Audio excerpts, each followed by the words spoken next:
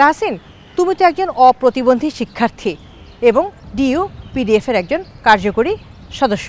এই যে অপ্রতিবন্ধী শিক্ষার্থী হিসেবে তোমরা সাপোর্ট দিচ্ছ ডিইউ পিডিএফকে এবং ডিইউ পিডিএফের প্রতিবন্ধী শিক্ষার্থীদেরকে, কিভাবে দিচ্ছ, অংশগ্রহণটা কেমন, এটা একটু জানতে চাচ্ছি। শুরুতেই তাদের সাপোর্টের কথা বলি, তাহলে আমি 3টা ফেজে ভাগ করব।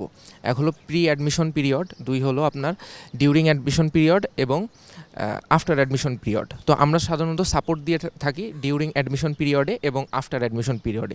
তো ডিউরিং অ্যাডমিশন পিরিয়ডের সময় তারা পরীক্ষার হলে আসতে বিভিন্ন চ্যালেঞ্জ ফেস করে থাকে। দেখা গেল অনেকে চিনে না বা তাদের হুইল চেয়ার সাপোর্ট দরকার হয়, তখন আমরা সেইটা তাদের প্রোভাইড করি। তো এই ক্ষেত্রে আমাদের একটা ভলেন্টিয়ার টিম যায়। আপনার যদি ক্ষয় উইন্ডের পরীক্ষা হয় তাহলে আপনাদের কলা ভবনের ডিনের কাছে গিয়ে সেখান থেকে আপনার ইনফরমেশনগুলো কালেক্ট করে এবং কারা কারা প্রতিবন্ধী ব্যক্তি আছে তাদের ইনফরমেশন কালেক্ট করে আমরা তাদেরকে রিচ করি এবং তাদেরকে এই সাপোর্টগুলো দিয়ে থাকি।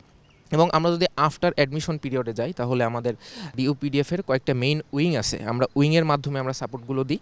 উইংগুলো হলো writer bank, voice bank, disable friendly campus campaign বা ডিএফসিসি এবং ইভেন্ট ম্যানেজমেন্ট।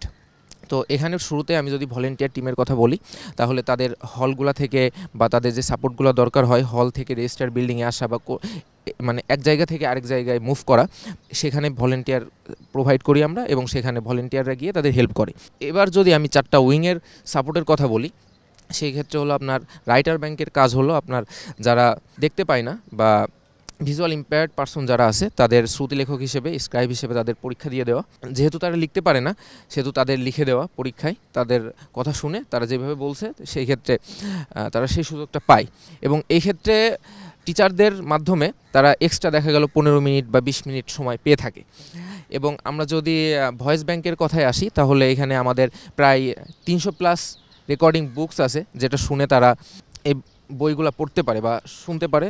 এবার আমরা যদি ইভেন্ট ম্যানেজমেন্টের কথায় আসি তাহলে ইভেন্ট ম্যানেজমেন্টের কাজ হলো বিভিন্ন ইভেন্ট অ্যারেঞ্জ করা। যেমন আমাদের প্রত্যেক বছর একটা লিডারশিপ ট্রেনিং প্রোগ্রাম হয়, রমজানি ইফতার হয় এবং প্রত্যেক মাসের একটা মিটিং থাকে।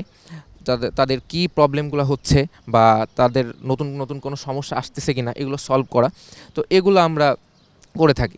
এরপরে আমার ডিএফসিসি বা ডিসেবিলিটি ফ্রেন্ডলি ক্যাম্পাস ক্যাম্পেইনের যে কাজগুলো আছে, এর আগের বছরে আমি ডিএফসিসির টিম লিড ছিলাম। আমি যেগুলো করছিলাম সেগুলো হলো ভিসি, প্রো ভিসি বা আমাদের প্রক্টর স্যার যারা আছেন তাদের সাথে অ্যাডভোকেসি করা, তাদের সমস্যাগুলো তাদের কাছে তুলে ধরা এবং বিভিন্ন পোস্টারিংয়ের মাধ্যমে বা কথাবার্তার মাধ্যমে সবাইকে কনভিন্স করা যে তাদের এই সমস্যাগুলো হচ্ছে, তাদের এই হেল্পগুলো লাগবে, আপনারা হেল্পগুলো প্রোভাইড করেন। তো এক্ষেত্রে আমাদের প্রত্যেক টিমগুলা তাদের সুন্দরভাবে কাজগুলো সম্পাদন করে এবং আমাদের কাজকে আরও স্মুথ করতে সহায়তা করে। চমৎকার, ধন্যবাদ তোমাকে।